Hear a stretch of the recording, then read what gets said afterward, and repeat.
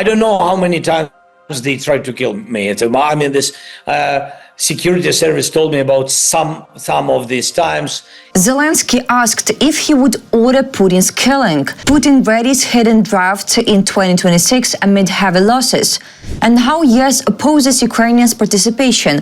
Politico reveals pressure over invitations to NATO summit in Ankara. The latest news next. President Volodymyr Zelenskyy responded to a question on whether he would order the killing of Russian dictator Vladimir Putin, and also spoke about assassination attempts on his own life. He made the remarks in an interview with Piers Morgan. Piers Morgan asked Volodymyr Zelenskyy whether he would order security services to kill Vladimir Putin if such an opportunity existed. Zelenskyy gave an indirect response, suggesting it is uncertain that Putin's killing would fundamentally change anything because the issue lies in an entrenched political system rather than a single individual. He said he is not convinced another figure would not become similar to Putin, stressing that the core problem goes beyond one person. It's not just about Putin, it's about system. It's about his people around him. Even when another person will be on his place, and another people will be on my place, of course. On my place, of course. I don't know what will be with him, but on my place, of course.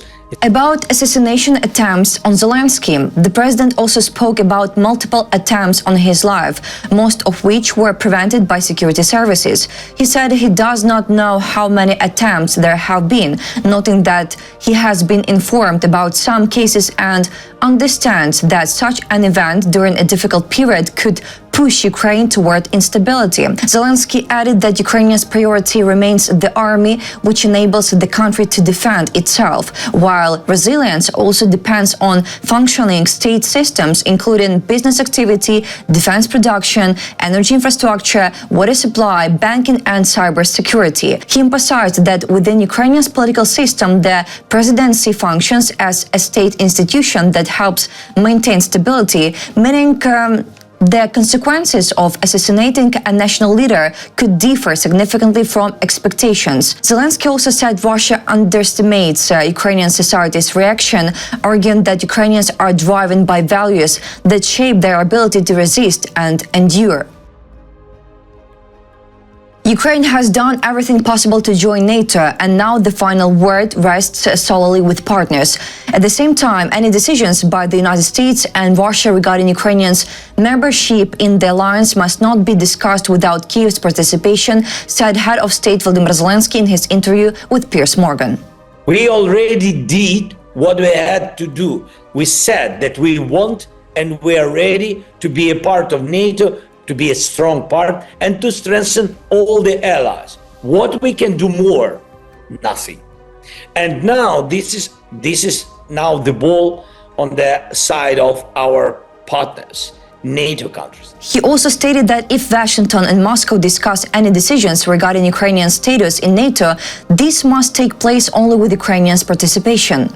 In practice, the United States, previous administration, and this administration they don't see us in NATO. Let's be honest. And they say this, but it doesn't mean that in the future Ukraine will not be. But again, it's not up to us. As is known, one of Russia's so-called red lines in peace negotiations is Ukrainians' non-accession to NATO. Moscow also insists that there be no military presence of alliance member states on the territory of Ukraine. At the same time, NATO Secretary General Mark Rutte acknowledged that Russia will remain a threat to the alliance even in the event of peace with Ukraine. Ukrainian President Volodymyr Zelenskyy has said that no one can guarantee that Kremlin dictator Vladimir Putin will not launch another attack on Ukraine.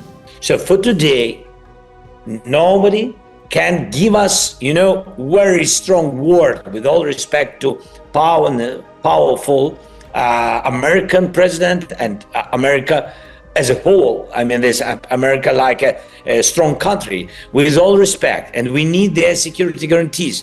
But even have all this, nobody can tell us and give us the word that Putin will not come again.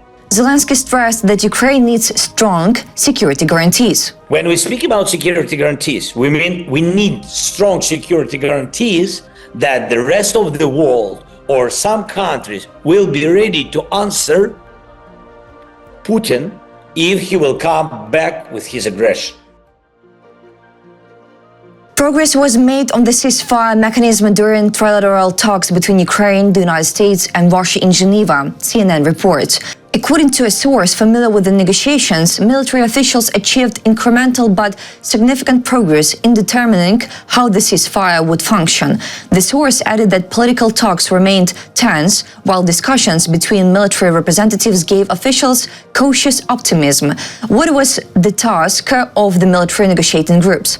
As CNN writes, the military negotiations took place under the leadership of Trump's special envoys Steve Witkoff and Jared Kushner and were headed by U.S. Army Secretary Dan Driscoll and General Alex Grynkevich, who is also commander of U.S. European Command. One of the main tasks of the military negotiations was to reach an agreement between both sides on key conditions that would later be used in political negotiations. Among them are the practical terms of the ceasefire and what will be considered its violation. The interlocutor says that progress was achieved in this direction, although political figures will still have to give final approval. The source added that another meeting is expected to be scheduled in the coming weeks.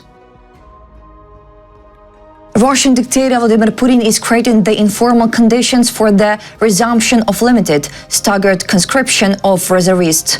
In this way, Russia is trying to compensate for its losses in the war against Ukraine, according to the Institute for the Study of War. Analysts note that a series of recent decisions by the Russian authorities indicate preparations for the conscription of reservists.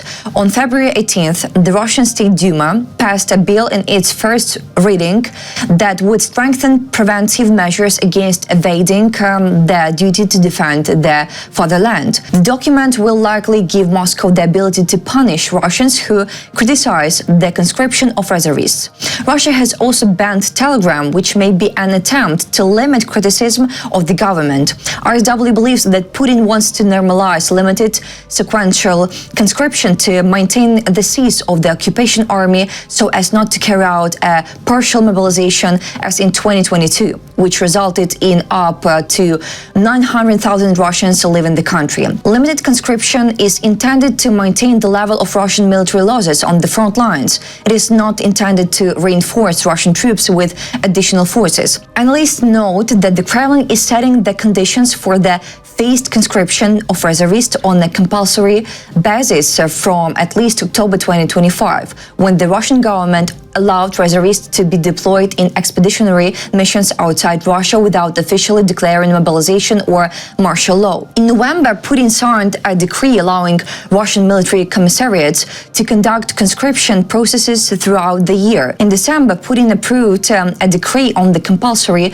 conscription of reservists for military training in 2026.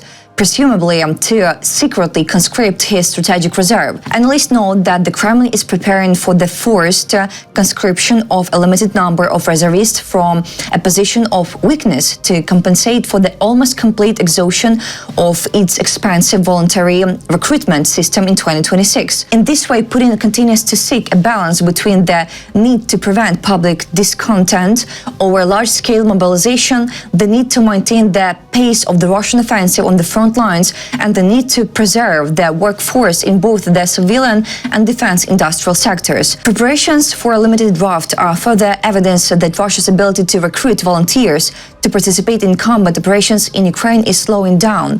The high human, economic, and social cost of the war are forcing the Kremlin to make difficult choices. The RSW emphasizes that the Kremlin's efforts to prepare Russian society for partial conscription of reservists indicate that Putin now, in February 2026, 4 years after the start of the full-scale invasion, faces a difficult choice. The Kremlin is likely pressuring Ukraine to immediately concede to Russia's long-standing demands in peace talks in order to secure its military objectives without having to make uncomfortable sacrifices. About mobilization in Russia. Earlier, Ukrainian intelligence reported that Russia was experiencing financial difficulties and significant losses on the front lines. regions. This may force Vladimir Putin to consider a pause in the war or make difficult decisions regarding mobilization. According to the commander-in-chief of the armed forces of Ukraine, Oleksandr Syrsky, Russia plans to draft more than 400,000 people into the army in 2026 and form at least 11 divisions. In addition, Russia has launched a total force mobilization in the temporarily occupied territories of Donetsk and Luhansk regions, which increasingly resembles the deliberate utilization of the local population.